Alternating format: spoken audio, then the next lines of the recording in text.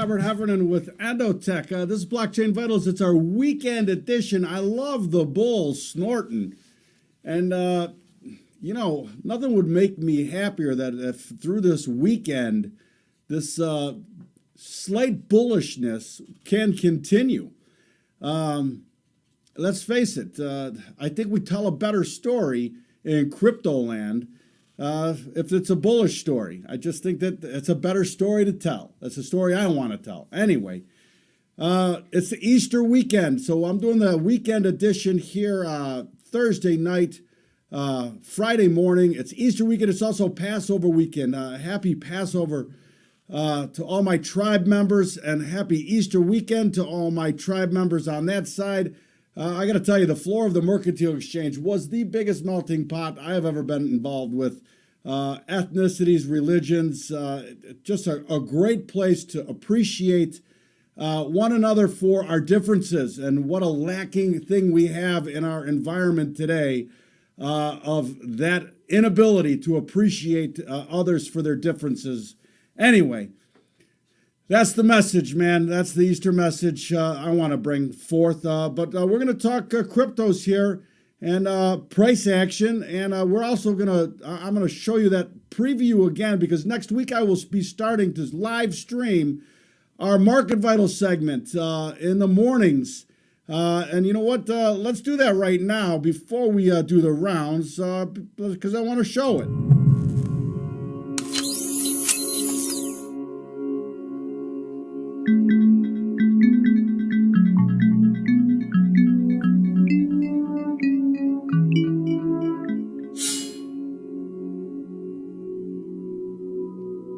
Hello, love the graphic and Market Vitals, man. Well, I'm going to talk, you know what, I want to talk about in this segment things that are moving, things that are, making waves. On the trading floor, it was very easy to understand what markets were busy because of the volume. Two things, volume and the intensity of arguments were two of the leading indicators on when there was something going on in a pit. In fact, that's how my brother happened upon the Mexican peso pit, which we spent several years in, to much delight. And it all started because there was such a vehement argument going on between two traders that he knew there must be a lot of money involved. All right, they weren't talking about whether Tiger Woods was going to win his first major at that time. There was real money involved. So on the trading floor, volume, hearing volume and the veracity of arguments were two good indicators whether there was something that you needed to be involved with.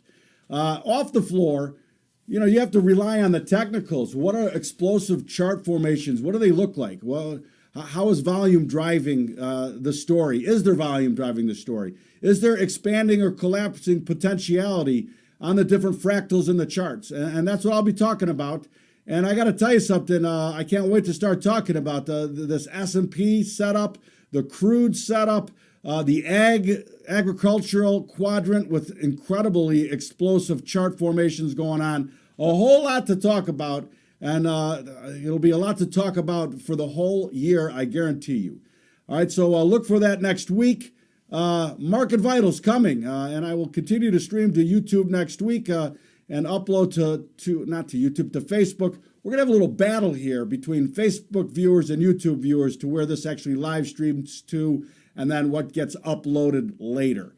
Anyway, let's do the rounds on the crypto side. Doing the rounds, my chance to talk about a tweet, a headline, or something I'm seeing. And this was actually a tweet, and it's from the 14th of April. And I actually found it from a headline directing me to it. Obviously in the social network environment, there's hundreds and hundreds of thousands of tweets every day. How can you keep track of them all? But I love this one because this is kind of like pit talk in that, somebody is getting the F expletive if you're short with this chart formation. Now, the bar bottom, I sat at the bar. I really didn't chart bar bottoms. I'm not a big trend line guy. There you have it, a trend line that was broken. For me, it's all about the momentum. So we can break the trend line, but we better hold the momentum on a daily basis if this thing's going to trend higher. They all talk about 6,800 being the natural place this should go to. Well, I got to tell you something. There's going to be a whole lot of argument before 6,800 happens. And part of those things are running into weekly momentum collars, daily momentum collars. Over time, for sure. Well, why not 6,800? But over time, why 6,800? That's the problem I have with that. I mean, I think there's a lot more room when you look at the monthly fractal than 6,800. I mean, 6,800 is child's play as far as what I see on a monthly chart, and also the ridiculous prognostications, seemingly ridiculous. How about, let me say that, seemingly ridiculous prognostications by certain people in the crypto sphere on where these things can go. So yeah, I don't see 6,800. For me, monthly up momentum is up at 75.32. So just like on the way down, I didn't think that, we're talking about this 5,800. I'm like, if we go to 5,800, we're through the momentum level. That level's not holding. It'll be the third time down there. And now the way the chart has evolved on the weekly, we're in lower momentum on the weekly. That level's got no chance to hold. I said that at that point, the ship has already sailed. And if you're buying that triple bottom, good luck with that. Not with Mother Teresa's money. Anyway, so I see a lot more potential than that. And I will mind the Mo all the way. Why not? It served me well so far.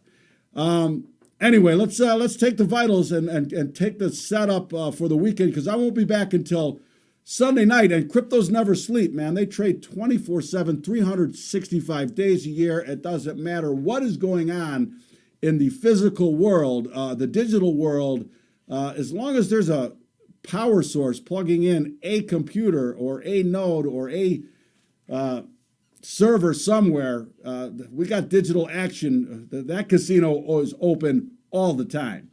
Anyway, let's take the vitals. Taking the vitals, my chance to talk about that blockchain vitals sheet, and soon the market vitals sheet, available every day. And today, Bitcoin right now trading 53.03, as we've seen now, third day in a row. Right, the second day we've closed in up momentum and just kind of churning forward here. And for me now, very, very key that we continue to hold the Mo. And we got a holiday on Friday. A lot of people might not be watching, so markets can get thin. Believe me, in my years on the trading floor, thin markets mean stuff can go bananas. Things can go trade places they have no business trading, because there's nobody minding the store, right? The old adage, never more true in thin markets. When the cat is away, the mice will play. And I saw that all the time in holiday markets when the big players aren't there.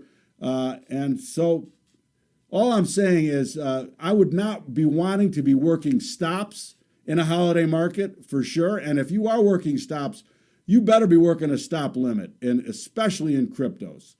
And they will trade Friday, Saturday, Sunday. And I'll be back Sunday night for Blockchain Vitals Weekly to talk about how this weekly fractal rolls. And I'm looking at a chart here. I have to share this because it's running right into a momentum level on Bitcoin. And I'm like, how have I missed this? It's a 3-minute chart. Anyway, fractal is so important. And if you take away the time on most time fractals, you can't tell me what chart is what without some sort of reference on time. Anyway, that's what I'm seeing in Bitcoin. Just trending higher here. Room out to 58.17 on the weekly. That is the weekly up momentum collar. You want to see it continue to hold up momentum on a daily. Today, 52.72. Right now, trading 53.06. Room to 54.47 on the collar on the daily.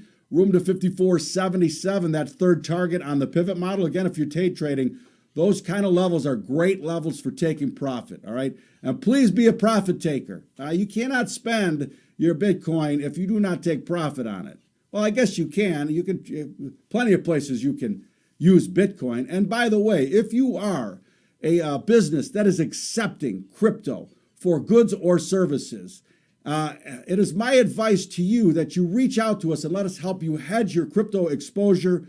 One train of thought is just convert it right away, all of it, to fiat currency. Another train of thought is this is an explosive asset class, and there's a tremendous amount of alpha to be generated by holding some of your assets that you have earned. And I know how hard it is to make money, to earn money, to grow a business and sell goods and services. I completely understand the difficulty it is in business to make a go of it and to make money. And the last thing you want to do is work all that way, work that hard, accept something for that good or service, and then watch it depreciate by 3 or 4. I mean, it might 5, 10, 50. What's your margin? I mean, you can't let the payment for your services, you can't let that margin evaporate because the asset that you accepted for that good or service just devalued by 20%. That's your margin. I understand that. But there is a way for you to participate also in the incredible upside on this asset class, and go about it in a reasonable and a disciplined manner. You want to be involved when these things are showing potential and momentum, and you want to be on the sidelines when they're not.